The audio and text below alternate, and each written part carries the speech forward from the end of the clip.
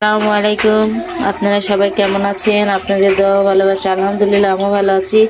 আজকে রান্না করব গলদা চিংড়ি। এই দেখুন বড় বড় গলদা চিংড়ি আজকে ভুনা করব। চলুন কেমন করে ভুনা করি আপনাদের সাথে আজকে শেয়ার করি। এখন আমি চিংড়িগুলা এগুলা বেছে নেব।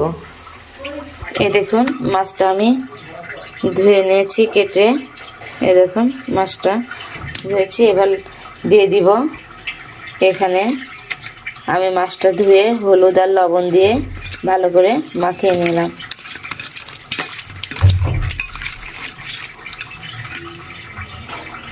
আমার কড়াইটা গরম হয়ে আসছে। এবার দিয়ে দিলাম তেল। তেল গরম হয়ে আসছে। এবার মাছগুলো ভেজে নেব।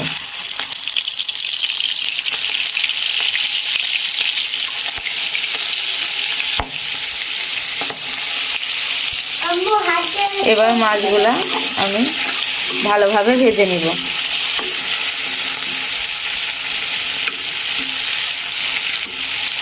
মাছগুলা ভাজা পর্যন্ত অপেক্ষা করব। এই দেখুন আমার মাছ ভাজা হয়ে গেছে। এবার আমি উঠিয়ে নিব।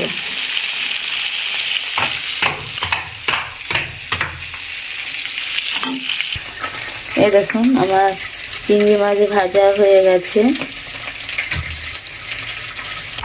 এবার এই তেলেই আমি পেঁয়াজগুলা দিয়ে দিব। পেঁয়াজ মরিচগুলা ঢেলে দিব। এবার পেঁয়াজ মরিচগুলা লাল হওয়া পর্যন্ত একটু অপেক্ষা করব। এই দেখুন পেঁয়াজটা আমার ভাজা হয়ে গেছে। এবার আমি দিয়ে দিব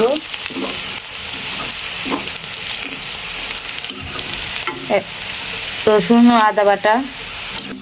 দিয়ে দিলাম পরিমাণ মতন লবণ। এবার দিয়ে দিব হলুদের গুঁড়া।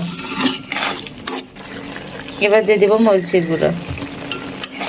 এবার ভালোভাবে কষিয়ে নেব। এবার আমি চিংড়ি মাছগুলো দিয়ে দিয়েছি। কষানোর পরে দেখুন এবার ভালোভাবে কষিয়ে নেব।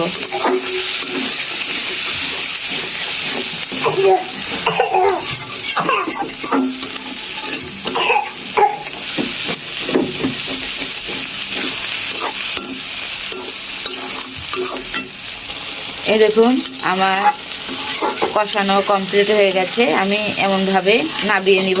আমি ঝোল রাখবো না, ভুনা ভুনা করব। এই দেখুন এবার আমি মাছ আমার রান্নাটা হয়ে গেছে। এবার আমি নাবিয়ে নিব। এই দেখুন আমি নাবিয়ে নিয়ে দেখুন কালারটা কেমন আসছে অবশ্যই কমেন্ট করে জানাবেন। আজকের ভিডিওটা কেমন লাগলো অবশ্যই কমেন্ট করে জানাবেন। আর আমার রান্নাটা কেমন লাগলো বাসায় পরে এমন করে ট্রাই করে দেখবেন কেমন লাগবে। অবশ্যই ভালো লাগবে খেতে। আজকের ভিডিওটা এই পর্যন্তই। আল্লাহ হাফেজ।